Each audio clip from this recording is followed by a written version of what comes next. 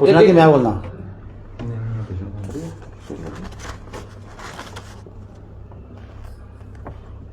जी sir, बताएं किस विषय पे है आज की प्रेस वार्ता? आप सब पत्रकार बंधुओं का यहाँ पर स्वागत है। क्योंकि आजकल विधानसभा सेशन चला हुआ है और जिसमें विधानसभा में मुख्यमंत्री महोदय ने जो बजट इस साल का पेश किया है वो बहुत ही सराहनीय है। गरीबों के लिए है, मजदूरों के लिए है, किसानों के लिए है और जो खास तौर पर जो ऋण माफ़ किया है उससे ग्रामीण परिवेश के लोगों को बहुत लाभदायक होगा। इस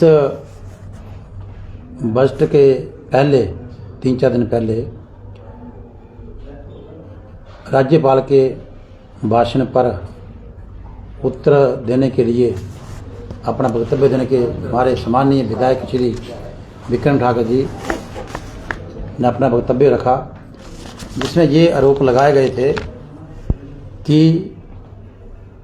जसवां प्रापर में ठेकेदारों को काम देने के लिए 10% कमीशन ली जाती है और एनुअल फंक्शन में बुलाने के लिए बच्चों से पैसे लिए जाते हैं। तो मैं आपके माध्यम से और इस खुले पत्र के माध्यम से, ये जो खुला पत्र है ये मैं आपके सामने समक्ष पेश कर रहा हूँ और ये 3 पृष्ठ का मांग पत्र है और मैं जाकर 2-3 दिन में शिमला जाऊंगा और मुख्यमंत्री जी को प्रत्यक्ष रूप में पेश करूंगा। और ये मांग मैं इसमें की गई है कि जो झूठे आरोप लगाए गए हैं, जिससे मुख्यमंत्री जो इतनी बड़ी शख्सियत के मालिक हिमाचल प्रदेश के मुख्यमंत्री हैं, भारतवर्ष में एक नाम रखते हैं, तो उनकी इमेज को धूमिल करने के लिए ये शब्द कहे गए हैं और हमें बदनाम करने के लिए ये शब्द कहे गए हैं। ये विधानसभा के रिकॉर्ड में आ चुका है। तो मैं आप सबके माध्यम से मुख्यमंत्री जी से गुजारिश करूंगा इस पत्र के माध्यम से कि आप एक इंक्वायरी बिठाइए, चाहे वो इंक्वायरी सिटिंग जज से हो, रिटायर्ड माननीय जज महोदय के माध्यम से हो, विधायकों की कमेटी बना दी जाए चाहे, और चाहे वो पुलिस की विजिलेंस की इंक्वायरी पुलिस विभाग के माध्यम से हो। आप किसी भी लेवल में कोई भी इंक्वायरी बना दीजिए। मैं तो यहाँ तक बोलूँगा, मुख्यमंत्री अगर चाहें तो बीजेपी की सिर्फ और सिर्फ बीजेपी की विधायकों की ही एक कमेटी बना दी जाए और वो इंक्वायर करे कि क्या जसवां प्रॉपर में ठेके देने के लिए 10% कमीशन कभी किसी ने मांगी है, कभी किसी ने दी है, कभी किसी ने ली है, कब दी है, किसको दी है और किसके जेब में ये पैसे गए हैं। क्योंकि जहाँ जसवां प्रॉपर पहले कोटला बेड जो है जसवां प्रॉपर में, कोटला बेड कॉलेज में डिवीज़न है पीडब्ल्यूडी का, पहले पिछली सरकार में एक ही डिवीज़न होता देरा में। तो जितने भी ठेकेदार हैं, चाहे आज हैं, चाहे 4 साल पहले थे या 5 साल पहले थे, तो उसमें 70-80% ठेकेदार आज भी बीजेपी के हैं। चाहे पीडब्ल्यूडी की बात हो, चाहे आईपीएच की बात हो, चाहे बिजली बोर्ड की बात हो, चाहे वन की बात हो, इन्होंने वनों के वन काट दिए और कुछ भी नहीं छोड़ा। यहाँ पर कितनी सारी रेड पड़ी हैं, यहाँ फॉरेस्ट डिपार्टमेंट के लोग सस्पेंड हुए हैं, पेड़ दुनिया भर के काट दिए, लेकिन कोई इंक्वायरी नहीं कराई गई। और जब ठेकेदार बीजेपी के हैं तो इनसे पूछा जाए कि उन्होंने कितने, सारे यहाँ काम ले रहे हैं, सारे यहाँ काम ले रहे हैं, तो ये इनसे पूछा जाए कि आपने 10% कमीशन किसको दी और कब दी। क्योंकि हम समझते थे कि जो गली नुक्कड़ में या कहीं बाजार में या कहीं किसी जलसे में आप बात करते हैं तो वो हमेशा ही अपोजिशन पर इल्ज़ाम लगाते हैं। वो तो आई गई बात हो गई। हमने पिछले साल भी इन्होंने विधानसभा क्वेश्चन आया था, हमने सोचा ये आई गई बात होगी, ये जुमले उठाते हैं, झूठ बोलते हैं, फरेब करते हैं और लोगों को बहलाने की कोशिश करते हैं, बहकाने की कोशिश करते हैं, र्यूमर फैलाने की कोशिश करते हैं। तो हमने सोचा ये बात आ गई हो गई, लेकिन इस बार ना फिर यही क्वेश्चन उठा दिया, जिससे हमारे मुख्यमंत्री की इमेज को धक्का लगा है। हम उनकी शान के खिलाफ कुछ नहीं किसी को बोलने देंगे, इसलिए हम चाहते हैं कि इस पूरे प्रकरण की जो 10% कमीशन का आरोप है और साथ में जो पैसे बच्चों से पैसे इकट्ठे करके एनुअल फंक्शन करने की बात है, या फिर कोई और भी आरोप है तो उसकी इंक्वायरी करी जाए।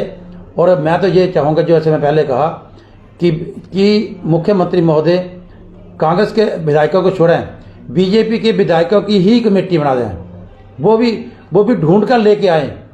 एक पैसे कभी हमने कभी किसी से पैसे मांगे। और उसके साथ साथ मैंने ये आपको बताना चाहता हूँ कि जब पिछली सरकार में हमारे विधायक महोदय मंत्री थे और एक आला महकमे के मंत्री थे, तो उन्होंने अपने बेटे को नौकरी लगवाई, अपनी बहू को नौकरी लगवाई। मैं चाहता हूं कि जो जांच बैठाई जाए, किसी भी लेवल की जांच बैठाई जाए, उसमें ये विषय भी शामिल किए जाए ताकि दूध का दूध और पानी का पानी हो। हम कितने गलत हैं वो भी सामने साफ आ जाएगा और इन्होंने क्या किया है वो भी सामने आ जाएगा। तो मेरे जो विषय इसके साथ जोड़ने के लिए कि विस्तृत जांच बैठाई जाए, जिसमें यह भी इंक्वायरी की जाए कि विक्रम ठाकुर जी ने अपने कार्यकाल में, मंत्रित्व काल में, अपने बेटे को और अपनी बहू को, जिनकी शादी बाद में हुई, एक को एसडीओ लगा दिया, एक को सुपरिटेंडेंट वेलफेयर डिपार्टमेंट लगा दिया। वो कैसे लगे? आप दूसरा पर इल्ज़ाम लगाते हैं कि विधानसभा में ऐसे सिलेक्शन हो गई, वहाँ पर ऐसे सिलेक्शन हुई, अपने भतीजे को लगा दिया, अपने बेटे को लगा दिया। पहले तो आप जवाब दें कि आपने अपने बेटे और बहू को कैसे लगाया। क्या निपुण आदमी मंत्री के बहू बेटा हो सकते हैं? दूसरा कोई नहीं हो सकता है। दूसरी जो इंक्वायरी है वो ये है कि इनकी बहू, जो जिसका नाम ईशू डोगरा है, सुपरिटेंडेंट के पद पर वो बालिका आश्रम गरली में नौकरी करती थी, पोस्टर थी, उनको कितने साल यहाँ से गए हुए हो गए और वो धर्मशाला में नौकरी कर रहे हैं। तो क्या कारण है? अब यहाँ पर जो जितनी CDPO में, यहाँ जितनी सुपरवाइजर है हमारी, उनको बार बार ड्यूटी लगानी पड़ती है उनके यहाँ पर नहीं होने की वजह से। तो अगर आप लाभ नहीं ले रहे हैं तो फिर अपनी बहू को आपने धर्मशाला क्यों इतने सालों से लगाया हुआ है, उसका जवाब दिया जाए। और क्यों उसकी वजह से दूसरी सुपरवाइजर को तंग किया जा रहा है। अब सारी सुपरवाइजर हमारे पास आ रही हैं, जिसकी ड्यूटी लगती है वो मेरे घर में पहुंच जाती है कि मेरी ड्यूटी कैंसिल करो, उसकी कैंसिल करते फिर दूसरे आ जाते कि मेरी ड्यूटी कैंसिल करो। उनको तंग किया हुआ, और किसने किया हुआ है? हमारे विधायक विक्रम ठाकुर जी ने। वो इतने सालों से वहाँ, या तो वो नौकरी छोड़े, जगह खाली करे, या वो अपनी पोस्टिंग वहाँ करवा लें, कहीं भी करवा लें, ताकि हम यहाँ की इस पद को भरा जा सके, क्योंकि बालिका आश्रम में सुपरिटेंडेंट की बहुत ज़रूरत है। दूसरी बात, तीसरी बात यह है कि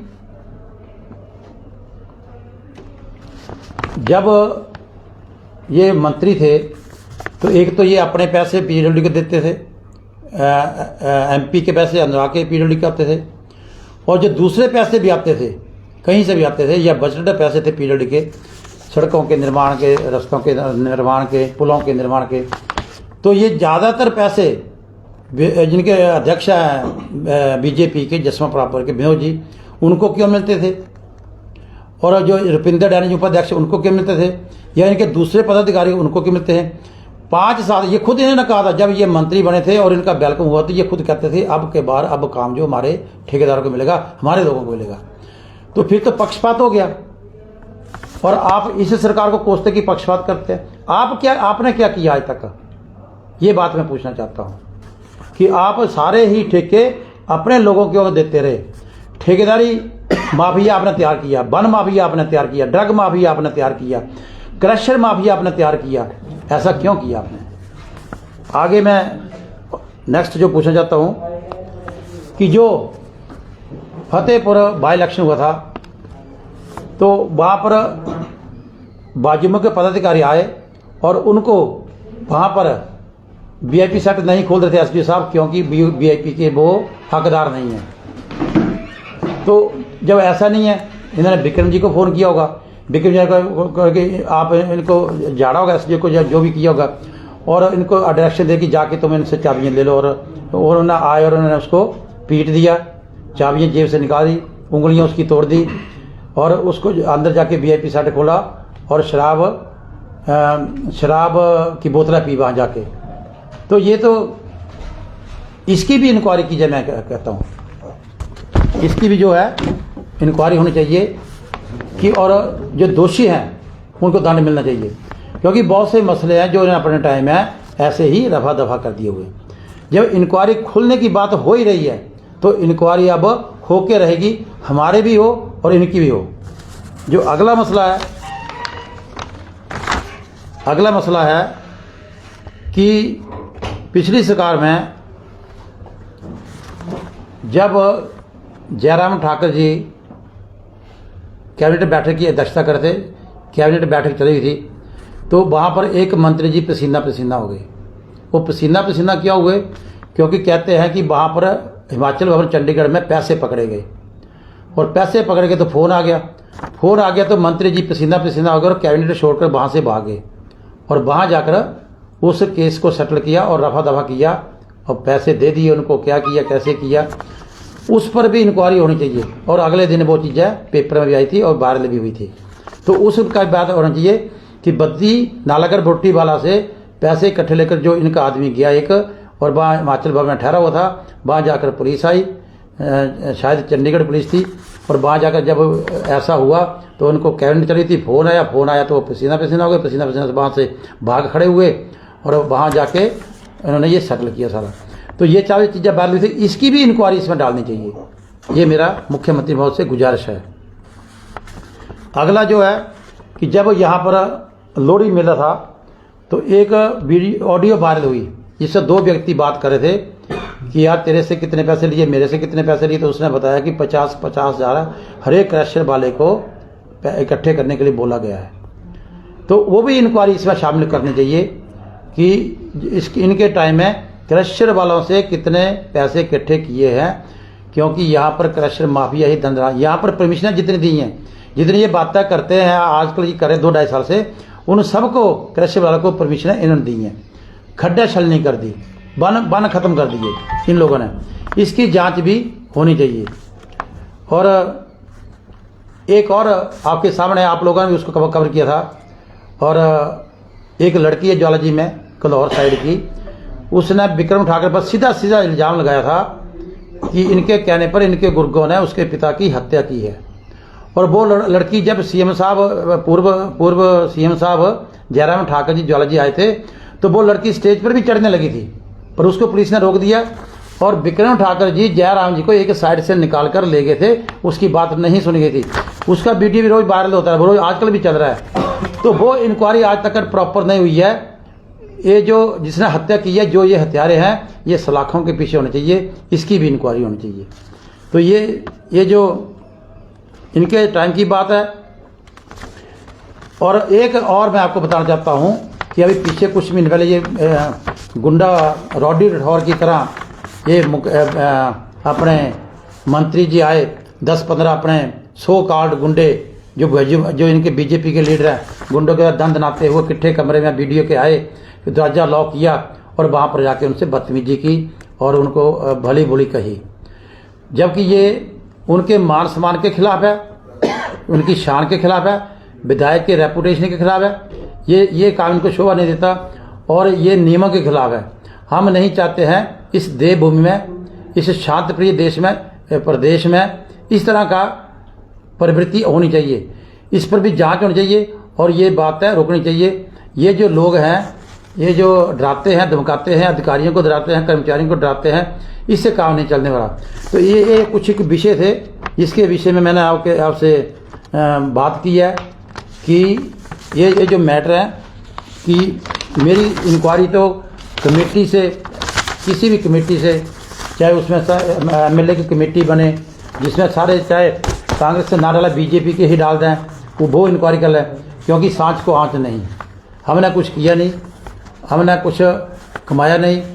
अब कमाने की बात होती तो हम 8 साल पहले नौकरी छोड़कर नहीं आते, करोड़ों रुपया हम छोड़ के आए हैं और 1 नंबर का पैसा टैक्स दे के पैसे मिलने थे। अगर हमने कुछ कमाना होता तो वहीं से नहीं आते। हम तो लोगों की सेवा करने के लिए आएंगे और सेवा करते रहेंगे। पर मुख्यमंत्री से ये बात है कि हम आप पर भी कोई आज नहीं आने देना चाहते, आपकी स्वच्छ छवि पर आज नहीं देना चाहते, और अपने को भी बदनाम नहीं करवाना चाहते, और अपने पर लांछन नहीं लगवाना चाहते। इसलिए ये इंक्वायरी आप प्रॉपर तरीके से आप किसी से करवा लें, हम इसके लिए आप स्वतंत्र हैं। सर, जो आपने बहू पे आरोप लगाया है, उनकी बहू शायद डेपुटेशन पे है, ऐसा उन्होंने बताया है। नहीं, डेपुटेशन में तो लोगों को क्यों तंग कर रहे हैं? वापस आए, नौकरी करनी तो नखरा क्या, खुद ही तो बोलते हैं। जब तो नौकरी नहीं लगती है तो बोलते हैं काला पानी भेज दो, और जब लग गई तो बोलते हैं मेरे को सुविधा अनुसार स्टेशन दे दो, मेरा घर वहाँ पर, मेरा पति वहाँ पर। जब आप लोगों के लिए इस तरह की बातें करते हैं तो आप अपने घर के लिए आप लाभ क्यों ले रहे हैं? ये इतने अपने लिए क्यों प्रेफरेंस है फिर?